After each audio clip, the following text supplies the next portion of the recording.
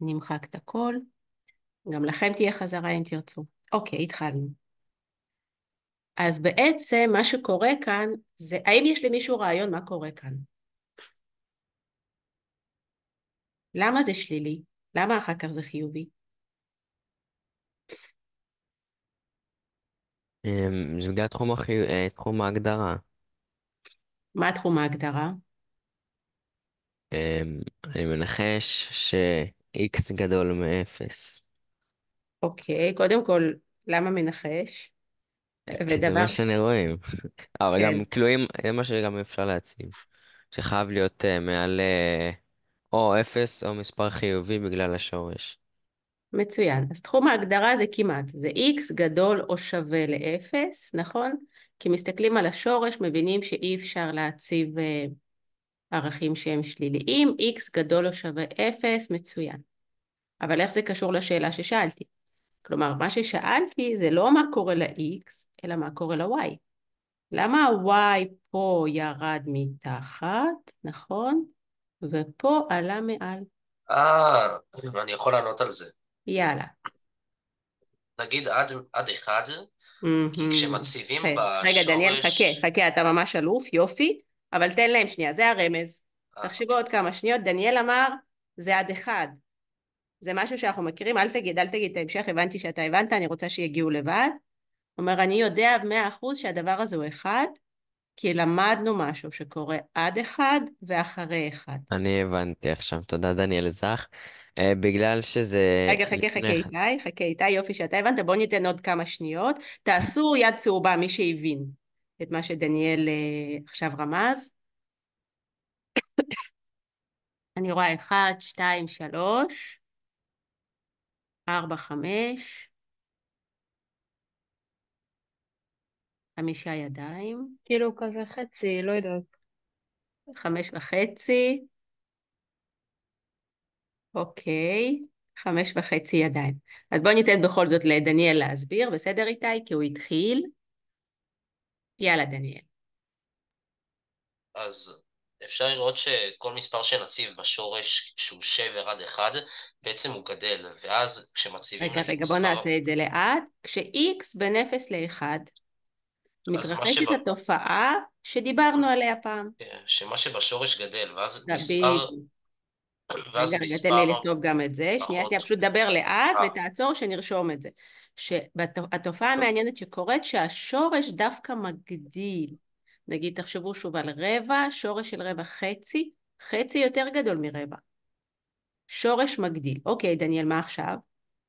ואז בעצם כשהשורש מגדיל את זה, אז זה אומר שמספר שהוא קטן מהשורש, אז זה ייתן כאילו מינוס.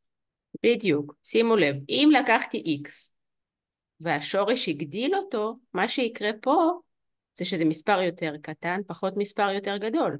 שה-y אז פשוט יהיה קטן ברור שזה מאפס. ילך למינוס. שימו לב, כל ה-x'ים שנקבל פה, עד אחד יותר קטנים מאחד, זה מה שקורה להם, זה שלילי. וכל ה-x'ים אחרי אחד, מה דיברנו אחרי אחד? הוא בחיוביים, כי השורש גדול, שורש כי יותר הוא קטן. גדול שורש יותר קטן, נכון? קטן מה-x רגיל, כן. קטן מה-x, ולכן x פחות מספר שיותר קטן ממנו, הוא בעצם יהיה חיובי, אוקיי? וכאן זה יהיה שלילי. יפה מאוד, אז הנה תופעה שראינו אותה במקום אחר, היא פוגשת אותנו גם במקום הזה, וזה מאוד מאוד נחמד. אז זה למשל משהו שאם ישאלו אתכם יעל, למה זה חיובי פה שלילי פה, זה לגמרי תשובה מתקבלת, יעל, יש תשובה לי שאלה. הגיונית. כן, אז מה שווה ה-x כאילו שהוא לא בשורש? 1? ה-x שהוא לא בשורש, מתי? הוא שווה את יכולה להציב פה כל מספר, x'ים זה אז הוא לא חופשי. יכול להיות גם קטן מהשורש? ה-x'ים שאת מציבה הם יכולים להיות כל מספר, אבל מה שקורה להם, שיש להם תופעה שקורית מאוד מעניינת בין 0 ל-1, שאז השורש מגדיל את המספר, ויש להם תופעה אחרת שאת תציבי x'ים גדולים מ-1. את חופשייה להציב כל x שאת רוצה. אבל אם תציבי x'ים גדולים מ-1, נגיד 4, תחשבי על 25, תחשבי על דברים כאלה, שורש הוא יותר קטן, זה חיובי. כל מקום אחרי 1 זה חיובי. אבל אם תציבי מספרים בין 0 ל-1, כמו רבע, רבע פחות חצי, זה שלילי, כי רק בין 0 ל-1 פעולת השורש מגדילה את הערך של x. הבנתי. בסדר? כן. אוקיי. עכשיו נגיד אומרים לכם, בואו נראה, זה לא היה, אבל בואו נעשה את זה. נגיד אומרים לכם, מצאו את שיעורי החיתוך עם צירי x. תכתבו את זה, כי זה משהו גם כן מאוד נפוץ, מאוד שימושי. במקרה כזה אפילו לא נותנים לנו את השרטוט בדרך כלל. יש לנו רק את הדבר הזה, ואומרים לנו תמצאו עם צירי x. שימו לב, בשביל לעשות את זה, הרי מציבים y שווה 0. וכאן אנחנו מגיעים למיומנות שלמדנו, שעשיתם שיעורי בית קלאסית, של בעצם משוואות עם שורשים. תמיד תפגשו את זה כשתשוו לאפס נקודות חיתוך, ובהמשך גם נגזרות, שעדיין לא למדנו, משוואות עם שורש. אז קחו לכם רגע, גם כן 20 שניות, 30 שניות, יש פה שתי דרכים לפתור. אני אפתור לכם בשתי הדרכים, שתראו מה אתם יותר מתחברים. ואז נגלה גם בדרך הזאת את הסיפור הזה.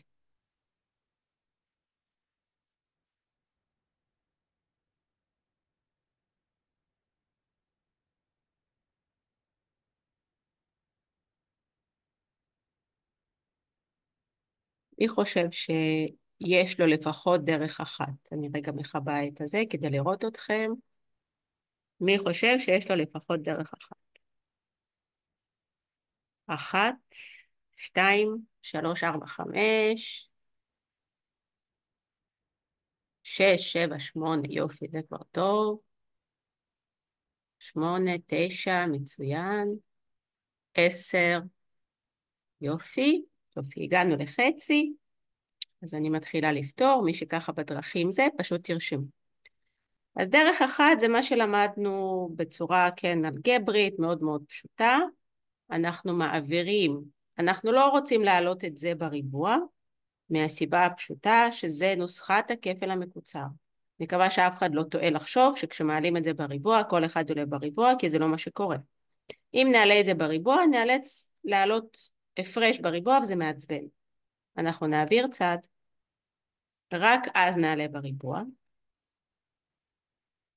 ואני מאוד מקווה שאף אחד לא יתפתה כאן לחלק ב-x, כי חילוק ב-x זה גרוע מאוד, אנחנו מאבדים פתרונות ככה. הדרך הנכונה זה פשוט להעביר את זה בחזרה. להוציא גורם משותף, ולגלות x1 שווה 0, x2 שווה 1. כאשר מעלים בריבוע משהו, חובה לחזור בחזרה, להציב את זה, כן? שאלו אותי ילדים תוך כדי שיעורי בית, איך בודקים? פשוט מציבים לפני שהעלינו דברים בריבוע, אפילו פה אפשר. אפשר במקור, אפשר פה, העיקר לפני שהעלינו בריבוע, בודקים. 0 שווה שורש 0, מצוין, 1 שווה שורש 1, מצוין. צריך להראות את זה כמובן, לי פשוט אין פה מקום.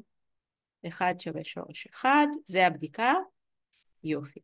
שוב, למה עושים את זה? כי כשאנחנו מעלים בריבוע זה לא אותה משוואה. הפונקציות משתנות, המשוואות משתנות, פשוט כל הפתרונות שקיימות במקורית, קיימות גם בזה שמעלים בריבוע, אבל נולדים פתרונות חדשים. כדי לפסול אותם, תמיד נציב, נבדוק, יופי. יש עוד שיטה. מישהו עלה על עוד שיטה? לצייר או משהו, נכון? שמציירים את ה-X. האמת היא, זו שיטה יפה גם, יפה, כן, זה ממש יפה, זו שיטה שלישית. שקד אמרה את זה? יפה, כן, כן. שקד. נכון, היא אומרת, הרי ראינו גם את זה בקלאסית כמה פעמים, שכשמציירים את ה-X ואת השורש X, ראינו שהם נפגשים ב-0 ו-1, נכון? הם חפרו על זה בקלאסית מלא. בדיוק את הקטע הזה של קטן מ-1, גדול מ-1, אז יש 0 ו-1, אז רואים אותם, נהדר. יש עוד שיטה. כן, יאללה.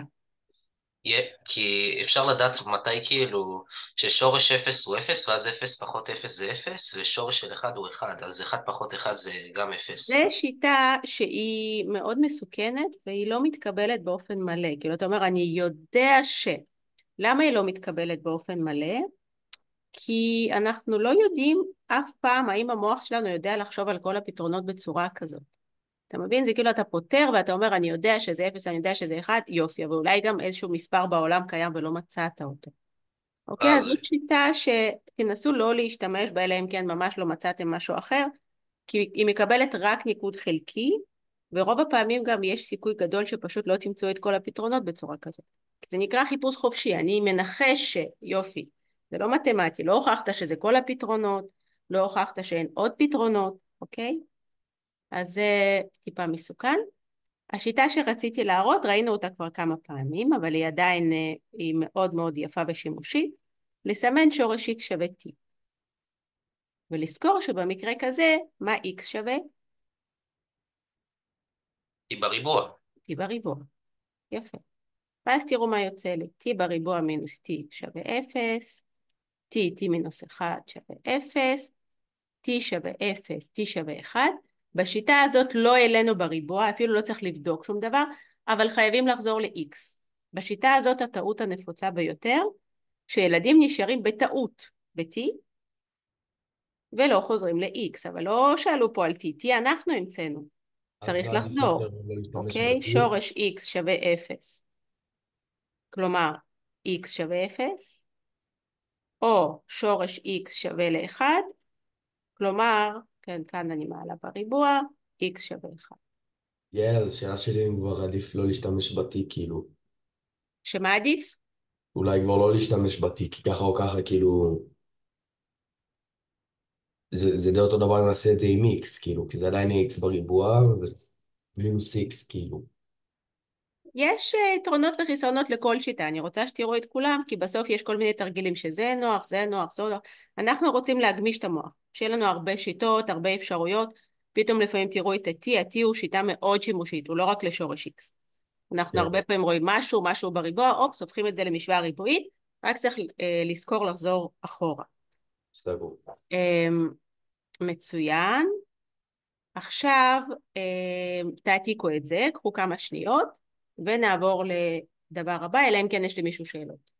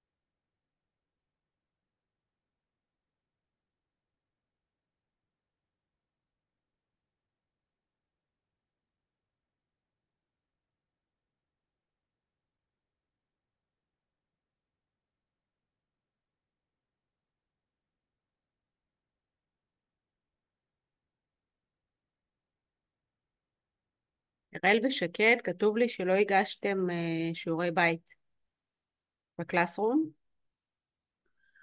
עכשיו, יעל, עשיתי אותם, אבל שכחתי לעלות. מה יהיה? כן, אני אבדוק את זה עכשיו. ושקד, אני ראיתי רגע, שקד אמרה את זה עכשיו? כן, כן, כן, אני אמרתי. כן, את שלך לפחות ראיתי שם תקוע איפשהו בדרך, ומה קרה להראל? לא, אני שכחתי לעלות, אבל כן עשיתי אותם. יאללה, לעלות עכשיו. אין בעיה.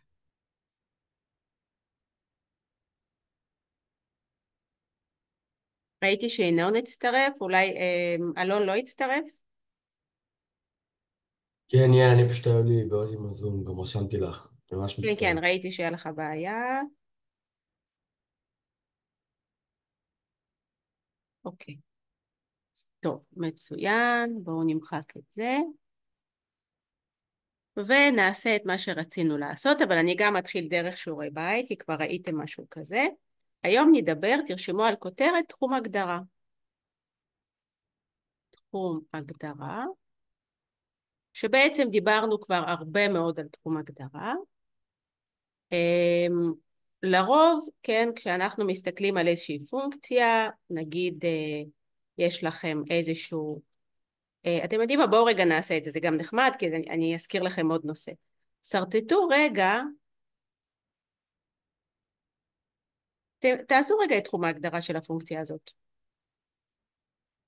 מה תחום ההגדרה של הפונקציה הזאת?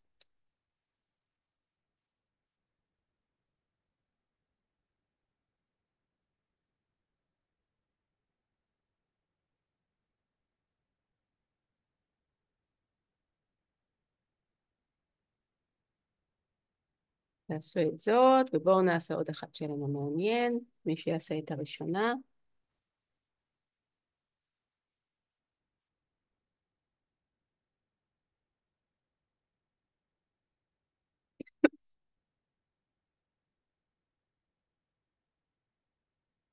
בואו נעשה עוד אחד.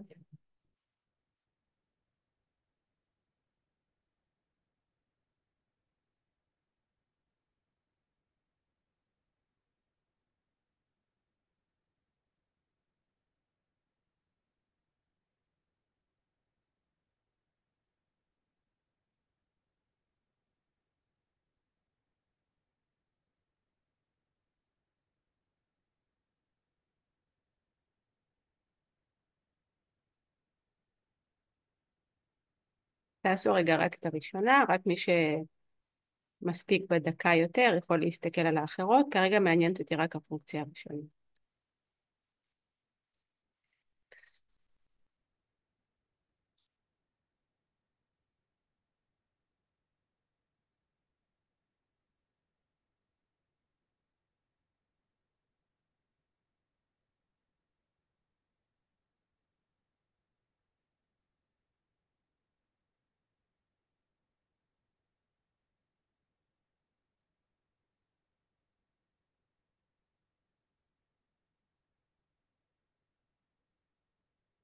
אוקיי, הדבר החשוב ביותר, שאני מקווה שכולכם עשיתם בפונקציה הראשונה, ואם לא, ממש תרשמו לכם את זה בזוהר, לא יודעת, כי זה משהו שסופר חשוב לזכור, חשוב מאוד,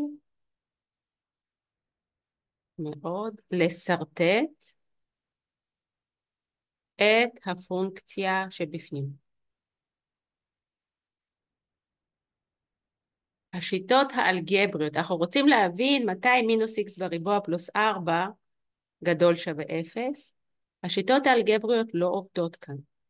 אם תנסו להעביר אגף, לנסות זה לא עובד. פרבולה היא יצור מאוד מסובך, עד שלא מסרטטים אותה, ובהמשך מסרטטים את היצורים האלה, לא מבינים מתי הבפנים חיובי.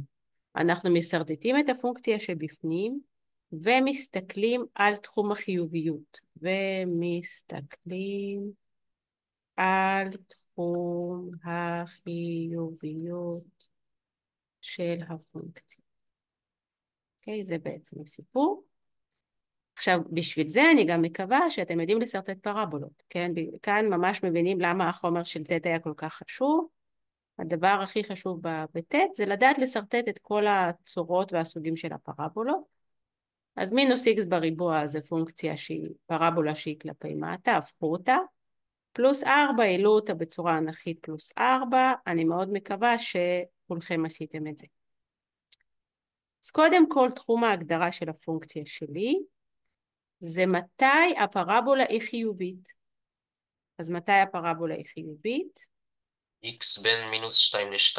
x בין מינוס 2 ל-2. רק כאן הפונקציה שלי מוגדרת, אפשר כאילו בכיף ממש להעיף את הקצוות האלה, הם לא מעניינים. ועכשיו יכולים להגיד לנו, סרטטו בערך את השורש, ואנחנו יודעים לסרטט אותו. משהו כזה, אוקיי, משהו כזה, שבעצם, כן, בהתחלה הוא קצת מעל, אמרנו עד 1, כן, כאן הוא מסתכל, הפונקציה מסתכלת על ה-y של הסגולה. למה על ה-y? כי היא פועלת על ה-y. היא מתייחסת ל-y, כמו שקודם שורש x התייחסה ל-x. תתרגלו לזה לאט לאט, זה לפעמים טיפה מסובך בהתחלה. היא לוקחת ערכים יותר קטנים מ-1 ומעלה אותם, וכשזה עולה על 1 היא מורידה אותם. עכשיו, אגב, אם יבקשו מכם לסרטט מינוס שורש מינוס x בריבוע פלוס 4, אוקיי? אתם תגלו שזה אותו הדבר, רק כלפי מטה. נכון? משהו כזה. כי מה עושה מינוס? סתם משקף את זה כלפי מטה. אם נסרטט את זה מדויק, נגלה מעגל. בדיוק שאלו, כן, בשיעורי בית, שהיה 18ד', תמצאו משוואת מעגל, אנחנו בכלל לא מכירים משוואת מעגל, אבל שימו לב, שורש של פרבולה מייצר חצי מעגל. מינוס שורש על אותה פרבולה, לא סתם פרבולה, חייבת להיות פרבולה כלפי מטה, כן, כמו פה, מינוס שורש על פרבולה מייצר את החצי השני. אם נרצה באמת להבין מה זה משוואת מעגל, זה אני כותבת לכם, אבל זה עוד נחזור. אני כאילו בעצם רוצה להגיד, זה פלוס מינוס שורש על מינוס x בריבוע פלוס 4. מסתכלים על זה, מה זאת אומרת פלוס מינוס? זה פלוס או מינוס? בסדר, אני רוצה גם וגם. בשביל לעשות את זה, אני אעלה רגע את שניהם בריבוע. ושימו לב, y בריבוע שווה לשורש, סליחה, בלי שורש. בלי שורש, כי העליתי את שני אגפים בריבוע, כמובן. y בריבוע שווה פשוט מינוס x בריבוע ועוד 4, אוקיי? ואז מאוד מקובל להעביר את ה-x'ים וה-y עם צד אחד, x בריבוע ועוד y בריבוע שווה 4, ככה נראות משוואות קנוניות של מעגל, המילה קנונית גם כן לא כך חשובה לנו, אבל ככה נראה מעגל. בסדר? זה כרגע במובן של העשרה, אנחנו נחזור על המעגל עוד הרבה. מה שמעניין שזה נוצר משתי פונקציות שורש, 1 פלוס 1 מינוס, איך הגענו לזה בדיוק וזה, זה מי שמסוגל לזכור בסדר, מי שלא לא קרה כלום. כן, שאלות. למה תחום ההגדרה הוא לא גדול שווה? תחום ההגדרה הוא גדול שווה 0, כן. לא כתב בזה. צודק, צודק, כן. מי אמר את זה? אמיר. אמיר, מצוין, צודק לחלוטין אמיר. אבל בסרטוט זה לא שווה. מה זה? 2 מינוס 2. למה לא? אין שום בעיה עם מינוס 2, תציבי מינוס 2. כאילו חותך את זה. זה לא... הפונקציה חותכת את החיתוך עם ציר x, התכוונתי. ומה הבעיה עם זה? אז זה אומר כאילו שזה לא שווה, לא? התחום ההגדרה אומר, האם מותר לי להציב את הערכים האלה בתוך השורש, והעולם לא יקרוס. זה תחום ההגדרה. אני שואלת את עצמי, מותר לי להציב 2? בואי נבדוק. אני מציבה 2, 2 בריבוע, מינוס 2 בריבוע, מינוס 4, פלוס 4, 0, שורש של 0, הכל טוב. אין בעיה עם שורש של 0 או 0. אם ככה מותר לי להציב מינוס 2 ו-2. נניח אם תציבי 3, העולם כן יקרוס. כי 3 בריבוע זה 9. מינוס 9 פלוס 4 זה מינוס 5. שורש של מינוס לא מוגדר. אוקיי? אז אין לי בעיה עם הקצוות.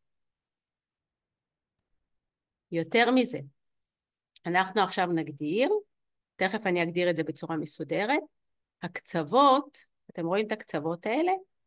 עוד לפני, כן, תעזבו רגע את המינוס, אני שמה את זה רגע בצד.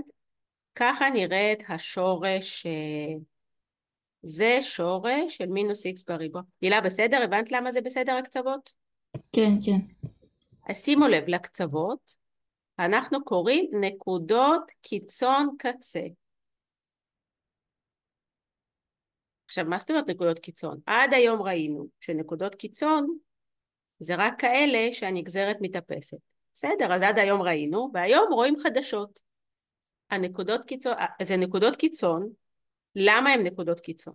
כי נקודות קיצון, ההגדרה הפשוטה שלהן, כן, האינטואיטיבית, זה נקודות שהן הכי נמוכות נגיד פה. אתם רואות שמפה רק עולים. אז זה כן נקודת קצה, לא סתם נקודת קצה, זה נקודת קצה שנקראת נקודת קצה מינימום. למה מינימום? כי כולם יותר גבוהות ממנה. זה נקודת קצה גם כן מינימום, כי גם פה כולם גבוהות ממנה.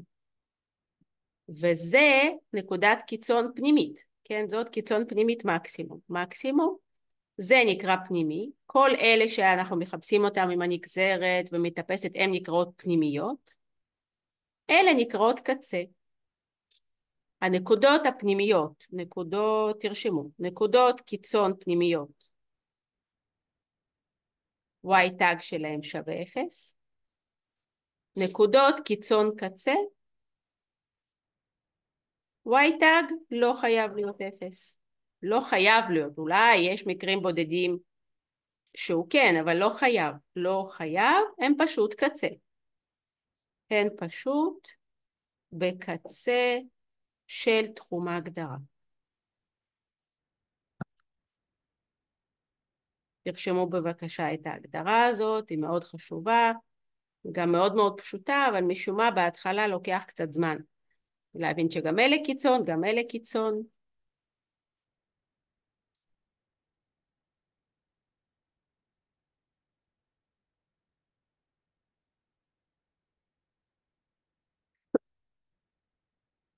מי שהייתי... מה זה פנימית ומה זה קצה?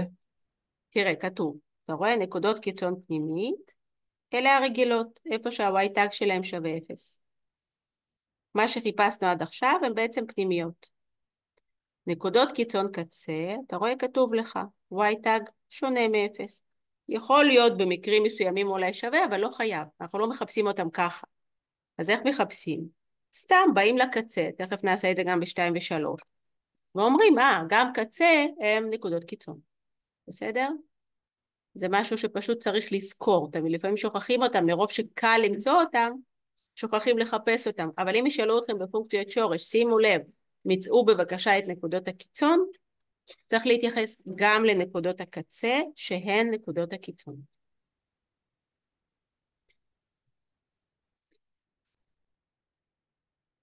מי שהעתיק וסיים והבין, לנסות בבקשה את שאלה 2 לבד, דקה. קחו לכם דקה. רגע, יעל, אבל הנקודות קיצון קצה, הם לא גם הנקודות חיתוך עם יציר ה-X? כאילו, הם לא אולי, נקודות אבל 0? יכול להיות, אבל שימי לב, נניח אני אתן לך שורש X ועוד 3. שזה כידוע פונקציה שלקחו אותה מפה והעלו אותה 3. אז אוקיי. הקצה שלה יהיה ב-0.3. אבל זה יהיה עדיין מינימום. למה? כי הוא פשוט קצה. וכי משם רק עולים. אוקיי.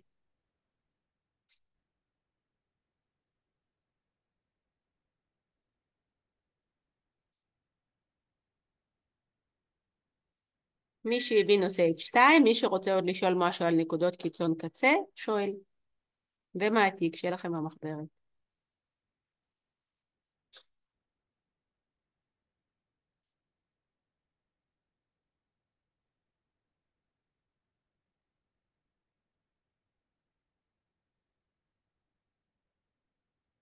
יעל, כן.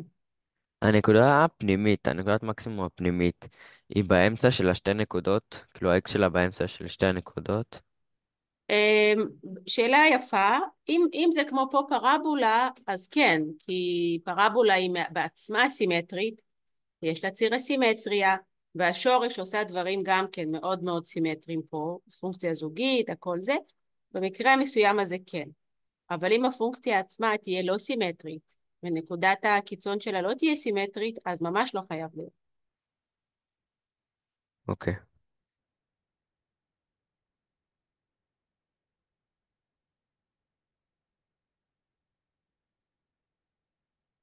יעל, ב-2 רק לסמן את תחום ההגדרה. גם לחפש תחום הגדרה, וגם לנסות לסרטט את הפונקציה ולסרטט את השורש שלה. בואו נעשה לכם הוראות. א', תחום הגדרה, אוקיי. ב', סרטט את הפונקציה הפנימית ואת השורש שלה. שאלה. ג', נסו למצוא את נקודות הקיצון, למרות שנסו למצוא נקודות קיצון. תראו, עוד לא עשינו נגזרת של פונקציית שורש.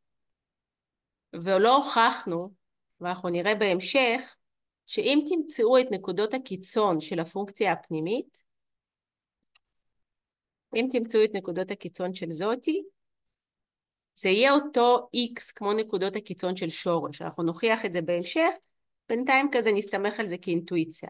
אתם יודעים ככה, נסו למצוא נקודות קיצון פנימיות וקצה על ידי מציאת קיצון של פונקציה בתוך השורש. בתוך השורש, כן, זה משהו שכרגע חצי מתמטי כזה, כי לא הוכחתי לכם שזה אותם נקודות קיצון, אבל מבטיחה שנוכיח תוך חודש יהיה לכם את כל ההוכחות. אז כאילו, מה שלעשות זה להוציא את הפונקציה שבתוך קודם השורש. לצרטט את הפונקציה שבתוך השורש. סרטטתי, סרטטת. תחום הגדרה. עשיתי. מצוין. עכשיו ננסה לשער מהם נקודות הקיצון, ותכתוב מהם נקודות הקיצון ונקודות קיצון פנימיות ובקצה. אוקיי. בסדר?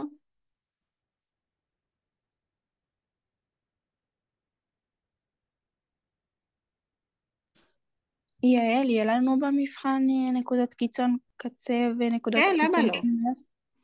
בטח, יכולים להיות נקודות קיצון קצה בוודאי, נקודות קיצון פנימיות יהיו ככה, כן? כאילו למצוא נגיד את הנקודות, אני תכף אלמד אתכם, כן, זה יכול להיות. בלי נגזרת, נגזרות אנחנו עוד לא עושים, אבל למצוא נקודת קיצון בפנים, כן.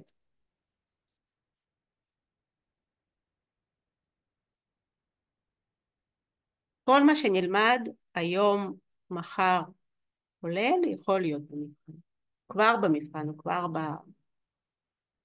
בתרגולים שלך.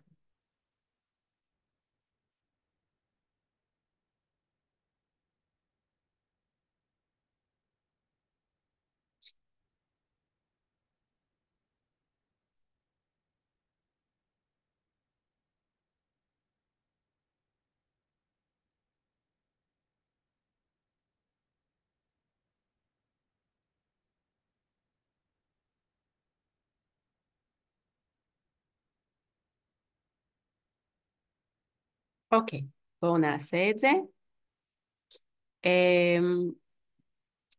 אז ככה. קודם כל, בשביל, כן, נגיד כאן א' וב' הייתי בכלל מחליפה. גם כשנותנים לכם במבחן, הם תמיד עושים תחום הגדרה לפני. מותר לכם להחליף בין סעיפים, זה לא בעיה. אז תמיד הייתי מסרטטת קודם את הפונקציה הפנימית, ורק אז מתייחסת לתחום הגדרה, פשוט כי זה הרבה הרבה יותר קל. אז איך מסרטטים את הפונקציה הפנימית? נעזרים בקדם אנליזה. כן, לא לשכוח, כל החומר שעשינו בחודש וחצי הראשונים, זה חומר שחוזר על עצמו כל הזמן. אני רוצה לסרטט עכשיו רק את זה. שלב ראשון, מוצאת נקודות חיתוך. ועוד 5x ועוד 6. ממשיכה לשבור את זה על ידי טרינום. שמה את זה על אותה מערכת צירים, 0, מינוס 2, מינוס 3. אז זה שלב ראשון, נקודות חיתוך. נקודות חיתוך, ששימו לב, כן, היה טכניקה של טרינום, היה טכניקה של להוציא גורם משותף, אז כל מי שנתקע בשלבים האלה, ממש כל הזמן תסמנו לכם. אוקיי? שימו לב, הטעות הנפוצה של ילדים כאילו, למה אני אומרת שלשמוע מורה בכיתה זה ממש חצי קלאץ'? כי נגיד אם מישהו לא הצליח עכשיו גורם משותף, אז הוא אומר, בסדר, רק אם לא הצלחתי, הייתי מצליח את ההמשך. וכל דבר קטן כזה, הוצאת גורם משותף, טרינום, דברים כאלה, יכולים להפיל אתכם. אגב, זאת הסיבה כשאתם עושים סימולציות, אני אתן לכם בסוף שבוע מבחנים, הרבה פעמים אומרים, מה, הסימולציה זה הרבה יותר קל מהמבחן. זה לא יותר קל מהמבחן. פשוט כל דבר קטן שאתם לא יודעים בסימולציה, אתם כאילו נעזרים. תנסו לא להיעזר באופן מוחלט, ואתם תראו שזה קשה, כי כל דבר קטן חשוב לנו. אוקיי, בכל אופן, עשיתי נקודות חיתוך. שלב 2, לאן זה שואף? באינסוף ומינוס אינסוף. מסתכלים על החזקה הגבוהה, x בשלישית, מסמנים לנו את זה של x בשלישית, רואים שכל חזקה פה היא אחת ולא ריבועית, ועושים ככה. זאת הפונקציה הפנימית שבתוך השורש. עכשיו, אם באמת יבקשו, בואו קודם כל נעשה תחום הגדרה שהוא קליל, תחום הגדרה. תחום הגדרה זה איפה שהפונקציה הפנימית שלי חיובית. כלומר, x בין מינוס 3 למינוס 2, ו-x גדול מ-0. גדול שווה 0. זה תחום הגדרה. כן, ועשינו אותו אחרי שסרטטנו. עכשיו אומרים לי, מצאי נקודות קיצון פנימיות ובקצה. אוקיי? ג'. אז שימו לב, קודם כל, בשביל למצוא את הנקודות קיצון קצה, זה דבר נורא פשוט. לא צריך לעשות שום דבר. רגע, אמרו לנו לסרטט, כתבתי, לא כתבתי לסרטט, אבל בואו רגע נסרטט שנייה את הפונקציה עצמה. עוד לפני שנעשה נקודות קיצון. פונקציה עצמה לא תהיה מוגדרת במקומות השליליים, תהיה מוגדרת פה בתור מעגל כזה קטן, חצי מעגל, ותהיה מוגדרת פה. כן, שימו לב, אני מקפידה על האזורים שהיא קצת עולה ואז יורדת. זאת המשמעות של תחום ההגדרה. היא מוגדרת פה, היא מוגדרת פה, זה השרטוט, יופי. נקודות קיצון קצה מאוד מאוד קל לעשות, הן פשוט x שווה מינוס 3 מינימום, x שווה מינוס 2 מינימום, x שווה 0 גם מינימום. איך אני יודעת שהן מינימום? כי יש מהם עלייה. תכף נראה פונקציה אחרת, ששם זה יהיה גם מקסימום, שתראו שיש דבר כזה. עכשיו נקודות קיצון פנימיות אלה, כן? שימו לב, כרגע אמרתי לכם בלי להוכיח, שהם נמצאים באותו x. זה לא יהיה אותו y, כי ה-y הוא שורש, אבל זה יהיה באותו x. איך אני יכולה למצוא את הנקודות קיצון הפנימיות של הפונקציה הזאת? בואו נזכר. נקודות קיצון של פולינום, אנחנו מוצאים על ידי הנגזרת, בהשוואת הנגזרת ל-0. נקודות קיצון של... עכשיו שימו לב, דווקא נקודות קיצון אני לא עושה בצורה הזאת, כי זה הרבה יותר קשה. נקודות קיצון, את ה-y tag אני עושה על הצורה הפתוחה ביותר של הפונקציה. 3x בריבוע ועוד 10x ועוד 6. אוקיי, אז זה הפונקציה שלי, ואז אנחנו צריכים להשוות את זה ל-0, x בריבוע ועוד 10x ועוד 6 שווה 0. תפעילו רגע את המחשבונים, תגידו לאיפה הם הנקודות קיצון הפנימיות.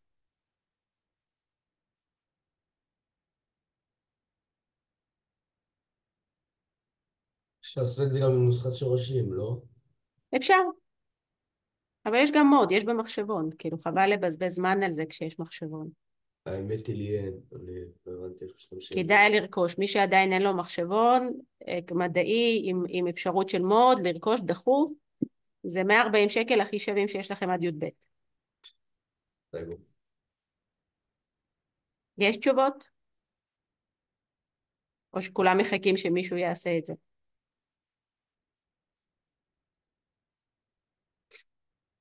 מרגישים שאמיר רומינר לא פה.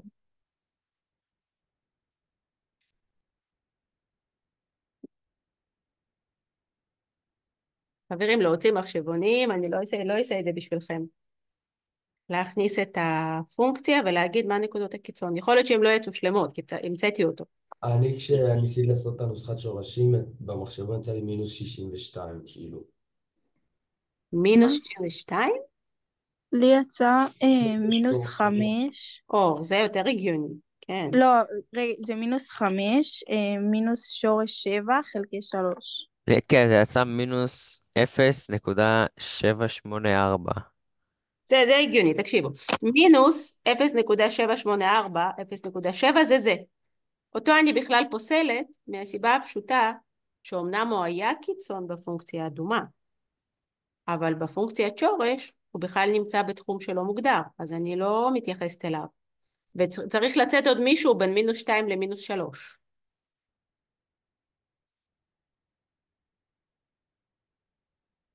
כן, השני יצא מינוס 2.548.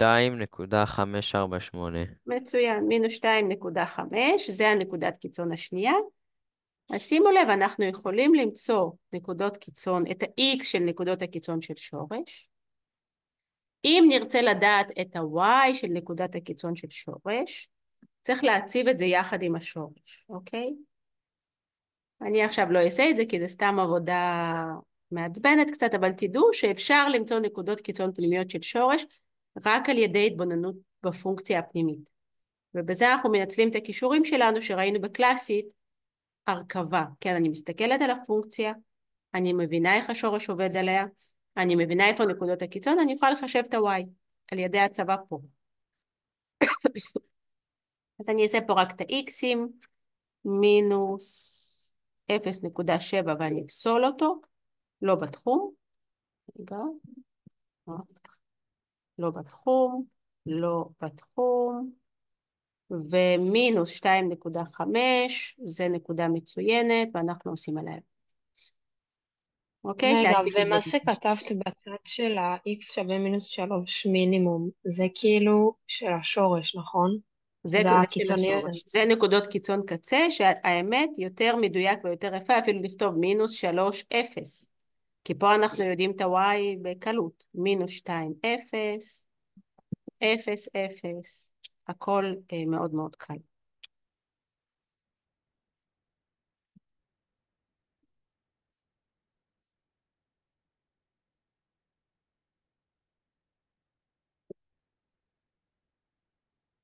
אוקיי? תעתיקו בבקשה את זה. מי שסיים, תנסו לעשות את הפונקציה הזאת. תראו אגב שיש לה קשר לפונקציה הקודמת ותנצלו את זה. אל תתחילו לחקור את זה עכשיו עוד פעם. לזה אני רוצה שממש במאמץ של כלום, תדעו את התשובה גם לזאת.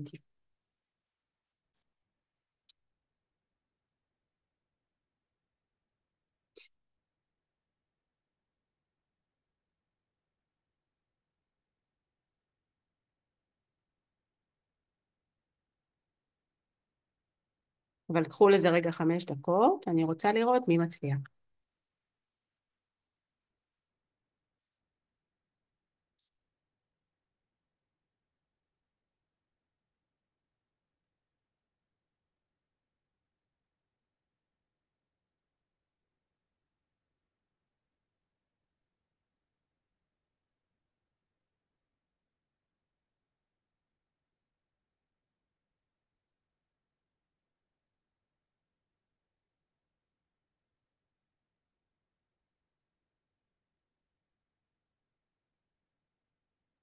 יעל, כן, אם יש לי מינוס מספר ואז x בכל הגורמים, אני יכול עדיין להוציא מינוס x? גורם משותף? כן. אחלה, כן, בוודאי. מה יישאר לך בפנים? x בריבוע ועוד 5x ועוד 6. מצוין.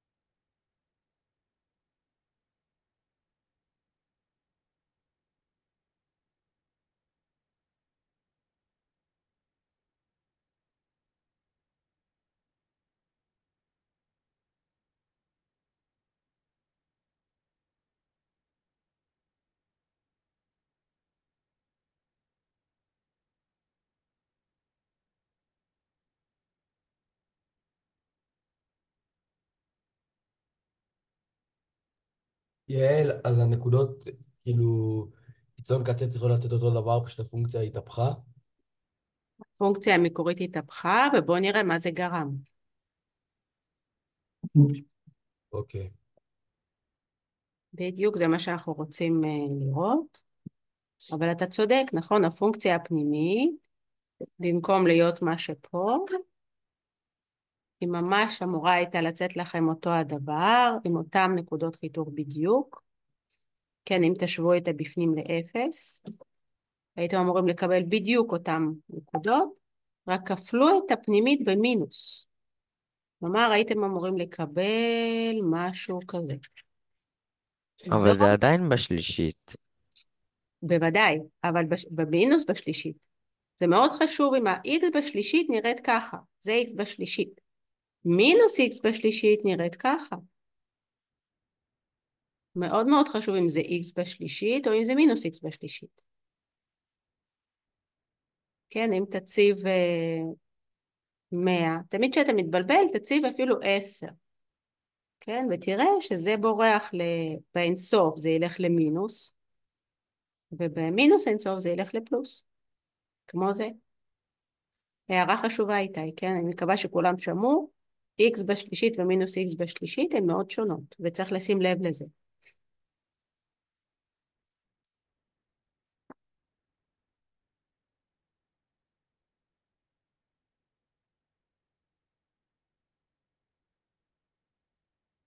רועי, מה קורה לך? למה אתה כל הזמן קופץ פנימה החוצה, פנימה החוצה?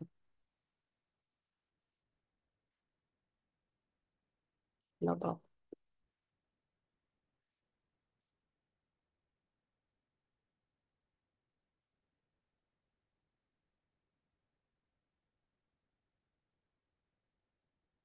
אוקיי, אז בואו רגע נעבור על זה.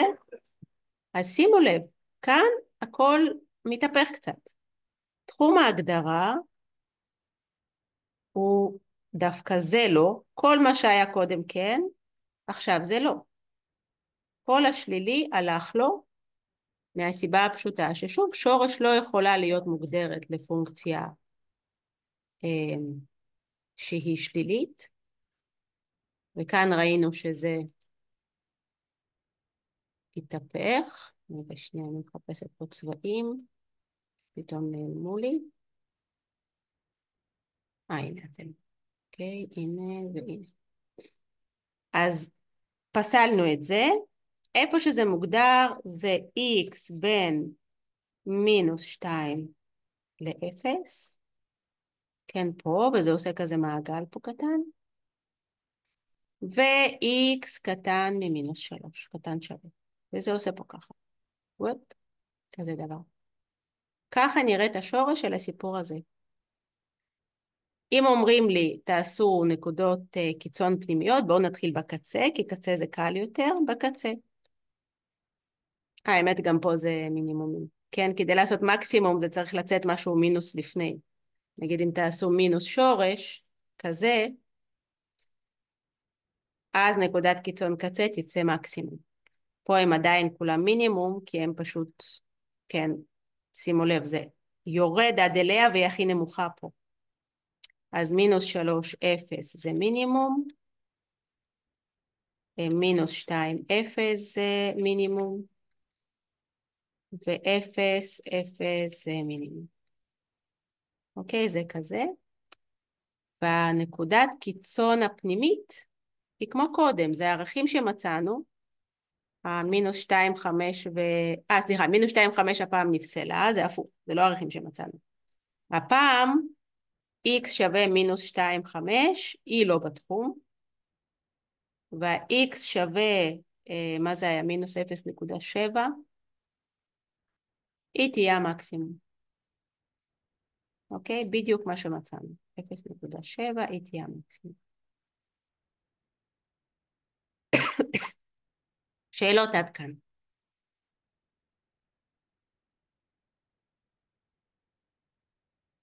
רגע, את יכולה להסביר עוד פעם את הנקודת קיצון הפנימית? הנקודות הקיצון הפנימיות הן בדיוק כמו נקודות הקיצון של הפונקציה המקורית. כי שורש פועלת אליהן באופן כזה סיסטמטי, כן? קונסיסטנטי כזה, היא פשוט ככל שהמספר יותר גדול, היא מקטינה, מקטינה, מקטינה, מקטינה. אז את המקסימום, כן, היא תיקח והיא גם טיפה תקטין.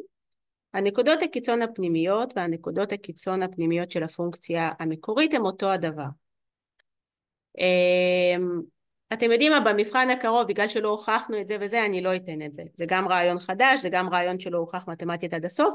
תוכלו להיעזר בזה, זה יכול לעזור. להבין שהמקסימום של הפנימית והמקסימום של השורש זה אותו הדבר, אבל ניתן לכם למצוא רק קצה ואת הפנימיות ניתן לכם. כי בינתיים לא גזרנו שורש, אז לא להפחיד אתכם למבחן הקרוב. אוקיי? אז מי שלא הבין, עזבו. אנחנו מילא נעשה נגזרת ונעשה. אני אמשיך לעשות את זה רק שתתרגלו, אבל מי שלא מבין, כשנגזור וזה יהיה לכם הרבה יותר קל. בסדר, עזבו כרגע את הפנימיות. למרות שזה רעיון יפה, הוא רעיון קצת חדש. חוץ מהנקודות קיצון פנימיות יש שאלות על הקצה, על הקשר, על תחום ההגדרה. אוקיי. אם ככה, תרשמו תחום הגדרה,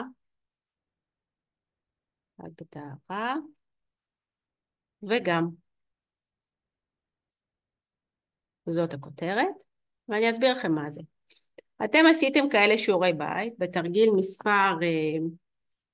בתרגיל מספר 17, היה לכם שיעורי בית מאוד מעניינים, שאני מעניין איך התמודדתם, ואנחנו עכשיו נפרק אותם. אמרו לכם, שימו לב, יש לכם 3 פונקציות. אחת נראית ככה, השנייה נראית ככה,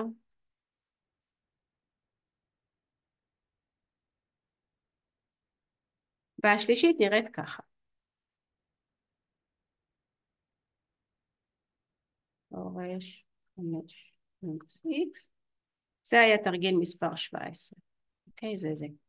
בעמוד 321 בארכימדס שהיה שיעורי בית. שאלו אתכם מה... לא שאלו מה תחום ההגדרה, אמרו להתאים. כן? אבל בעצם כל ההבדלים נובעים מתחום ההגדרה של הפונקציות האלה. ומאוד מאוד חשוב להבין איך זה פועל. אז תסתכלו. הפונקציה הזאת פועלת רגיל. כמו שאנחנו רגילים, אנחנו מסרטטים את הפונקציה הפנימית, שמים לב שזה פרבולה הפוכה בגלל המינוס פה. כן, בדיוק אגב איתי, זה כמו שחשוב שזה מינוס פה וזה פרבולה הפוכה, כן חשוב לשים לזה לב. הנה הפרבולה שלי. אני מבינה שתחום ההגדרה הוא בין 0 ל-5. אני מבינה שהשורש נראית בערך ככה, כאן הכל רגיל, לא היה הרבה הבדל, מין כזה חצי מעגל. זאת ממש ברורה. אלה פחות ברורות ויותר מעניינות. בואו נסתכל. ראיתי ילדים שעשו שיעורי בית, שלחו לי, אמרו רגע, אבל זה ממש דומה לזה, גם פה אפשר לעשות. הרי למדנו. שורש A כפול שורש B שווה לשורש A כפול B. למה אי אפשר לעשות את זה פה?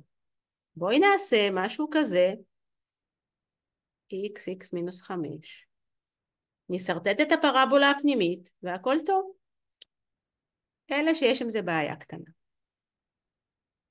בעיה. הדבר הזה עובד רק עם כל הגורמים חיוביים. תמיד צריך לשים לב, שוכחים את זה, אבל אם תסתכלו בספר, גדול מ-0, b גדול מ-0, אם הכל גדול מ-0 אין לי בעיה לפרק את זה. אם הם למשל שניהם שליליים, לדוגמה שורש מינוס 4 כפול שורש מינוס 9, לא מוגדר בכלל. ושורש 36 כן מוגדר. אז מינוס 4 כפול מינוס 9 שווה ל-36, אבל זה לא נכון על שורש. אוקיי? הכלל נכון לגורמים חיוביים, הוא לא נכון לגורמים שליליים, וכשהפונקציות יכולות להיות גם חיוביות וגם שליליות, אנחנו מאוד נזהרים ולא משתמשים בכללים האלה, למרות שהם נורא נורא קוראים לנו, כן, זה משהו נורא נורא שרוצים לעשות, אבל לא. אז מה עושים במקום? בואו נסתכל, נמשיך את זה רגע פה, תקשיבו. זה נקרא תחום הגדרה וגם. מה זה וגם? אני רוצה שיקרו שני תנאים. אני רוצה שיקרה גם x גדול או שווה ל-0, ושיקרה גם x גדול או שווה מינוס 5. אני רוצה ששני התנאים האלה יקרו בו זמנית ביחד. לפעמים טיפה מבלבל אותנו איך לאחד את התנאים, והמציאו לזה שיטה. השיטה היא פשוט לשים אותם על ציר המספרים. שימו את ה-x'ים על ציר המספרים, הנה 0, הנה מינוס 5. תעשו את התנאי הראשון בצבע אחד, נגיד ירוק. x גדול מ-0, אנחנו מסמנים ככה, כל המספרים הגדולים מ-0 זה התנאי הראשון.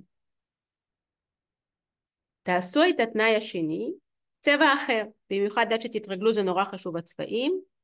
הנה, x גדול או שווה ממינוס 5, זה הצבע השני. כדי להבין איפה מתקיימים שני התנאים, זה איפה ששתי הקומות האלה הן באות ביחד, רק פה. אוקיי? x גדול או שווה 0 מקיים את שני התנאים. ולכן זה תחום ההגדרה של הפונקציה, ולכן אם תסתכלו, כן, כשהם ציירו, אחד הציורים היה x גדול או שווה מ... רגע, מה קרה פה? x... העתקתי לא נכון את הפונקציה. לא משנה, לא משנה, זה לא בדיוק יצא מהספר, פה היה למה להם x גדול שווה מינוס 5 ולא 5? x גדול או שווה... סליחה, אתה צודק לחלוטין. רגע. מי אמר את זה, עומרי? כן. מצוין, צודק לחלוטין. פה זה לא x גדול או שווה מינוס 5. אז רגע, אם משהו אחד קטן לא נכון, צריך להתחיל מההתחלה, כי זה יכול לשנות לנו הכל. כן, לא ככה. קודם כל, עומרי צודק, מעניין שרק הוא תפס את זה, זה x גדול שווה מפלוס 5. למה פלוס 5? כי הנה, תסתכלו.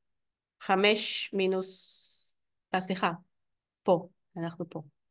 x מינוס 5 גדול מ-0.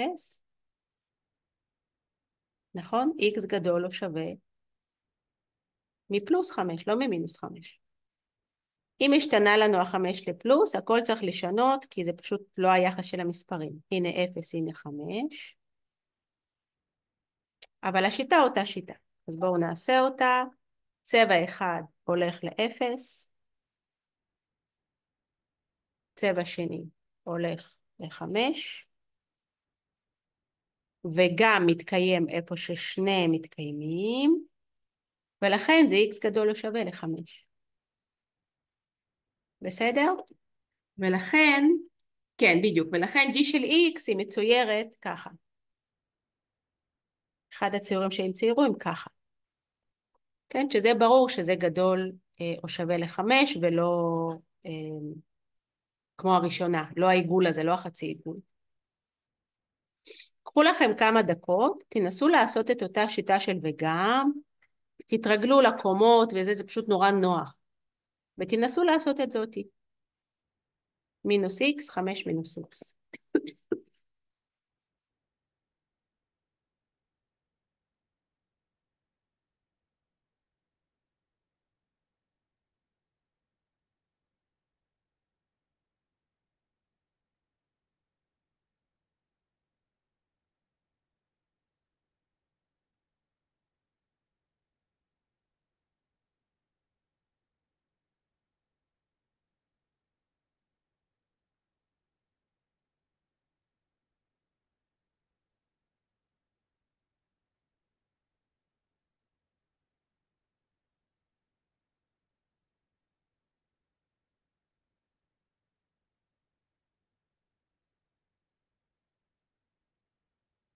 שימו לב שאת שיטת הוגם הזאת נפעיל גם כשיש כפל בין הפונקציות, וגם כשיש למשל פלוס.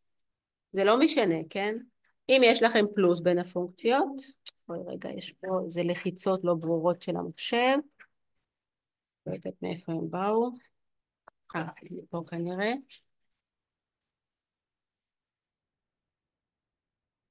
גם אם היה לנו פלוס, ממש פלוס בין שתי הפונקציות, למשל שורש x, שורש x ועוד שורש x מינוס 5, גם פה היינו צריכים להפעיל את הוגם, כי גם פה אנחנו רוצים שגם זה יהיה גדול מ-0, ה-x מינוס 5 וגם ה-x. אז אם יש פלוס, אם יש מינוס, אם יש כפל, אנחנו מפעילים את שיטת הוגם. ששוב, תחשבו, זו שיטה מאוד הגיונית שאומרת, רוצים ששני התנאים יתקיימו בו זמנית. בואו ניקח עוד דקה. אני רוצה לשחרר אתכם ב-20:30.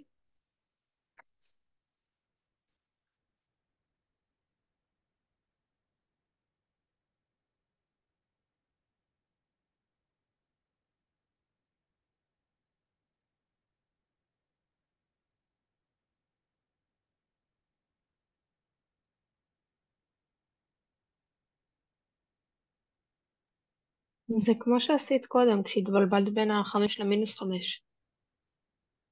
בואו נבדוק, אבל הראשון הוא מינוס x. כן. מינוס x צריך להיות גדול שווה 0, נכון? אז שימו לב, אפשר לעשות פה לסרטט את המינוס x, או לזכור, יש כלל שגם אני חושבת ראיתם בחטיבת ביניים, שאם כופלים במינוס 1 את פני הצדדים, אז x הולך ל-x קטן הוא שווה ל-0. או סתם להבין בהיגיון, או לסרטט את המינוס x, ולהבין שזה מה שקורה, לא משנה איך תבינו את זה, זה התנאי הראשון שלי. התנאי השני שלי, 5 מינוס x גדול או שווה 0, x קטן או שווה מ-5. אז אין פה מינוס 5 גם. אז זה התנאי השני. אני שמה את שניהם על מערכת צירים, 0 ו-5. אני מקפידה לעשות באותו צבע בשביל לראות טוב בעיניים. x קטן או שווה, אגב כשיש שווה מקובל להתחיל בעיגול מלא. כשנראה בהמשך שזה רק קטן, אז זה יהיה עיגול ריק. כאן מקובל להגיד גם 0 וכל המספרים הקטנים ממנו, זה מה שאני רוצה בתנאי הראשון. התנאי השני ניקח אותו בצבע אחר, 5, שאני רוצה גם אותו עיגול מלא, כל המספרים קטנים מ-5, יופי. איפה שני התנאים מתקיימים בו זמנית? רק ב-x פה. קטן מ-0. בדיוק, קטן או שווה, קטן או שווה ל-0, x קטן או שווה ל-0, זה תחום ההגדרה שלי. ואם תראו, ככה הם מסרטטים את הסיפור הזה. אוקיי? אוקיי, אז תקשיבו, בגלל שאני רוצה שתגיעו בזמן לבית ספר, אנחנו תכף נסיים את השיעור. מה יקרה ב-2:30?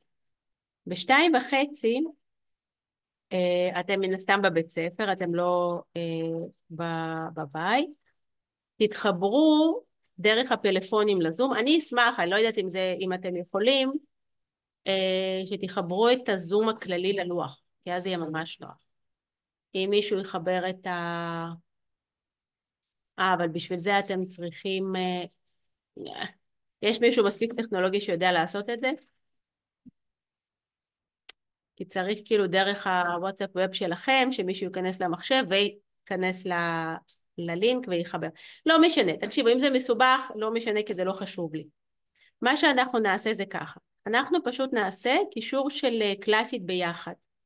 כל הקלאסית הזה זה תחום הגדרה, אתם תיכנסו לקלאסית, אתם תעבדו, ואני גם אפשר עם אוזניות, זה לא בעיה בכלל, גם מי ששכח אוזניות פשוט תעשו על שקט, זה גם לא בעיה. אני אתן לכם תמיד לפתור 10 דקות איזשהו סעיף, ואחרי 10 דקות אנחנו פשוט נעבור ונראה את הטעויות והכל, אוקיי? אבל פשוט נעשה... יעל, מחר, מה? כן. מחר בשעה שלישית את תוכלי לעשות חזרה על זה? שלישית, מחר בשעה שלישית אין לנו שיעור. יש לנו שעה חמישית. לא, אני יודע, אבל כאילו פרטני. לא כדאי. כל עוד השפעת, אם אני אבוא, אני עוד בהתלבטות אם אני אבוא, אם אני אבוא עם מסכה ואני עדיין לא אעשה פרטנים. חבל להדביק אתכם. יש לכם מבחן וזה חשוב. כן, המבחן. אוקיי, טוב, אם תודה. מישהו באמת לא הבין משהו ורוצה פרטני, עדיף לי שתבקשו אפילו ככה בזום, 1 על 1, מבינים גם כן יותר טוב. פשוט תשאל שאלות, אני אתן לך לתרגל, זה עדיף. בסדר, תבקש, ותוכלי אפשר אם לשלוח את יש... ההקלטה הזאת? כן, אני אשלח את ההקלטה. כל מי שלא מבין, אין שום בעיה בפרטני בזום, פרטני אמיתי מסוכן. שבוע לפני מבחן, חבל על זה. בסדר? אז טוב. זהו, שיהיה לכם יום נפלא. ממש, רגע, יעל, נתראה אבל ב2:30. את הפרטני ב2.5 כאילו נעשה בבית ספר או שבזמן שנהיה בזה נחזור?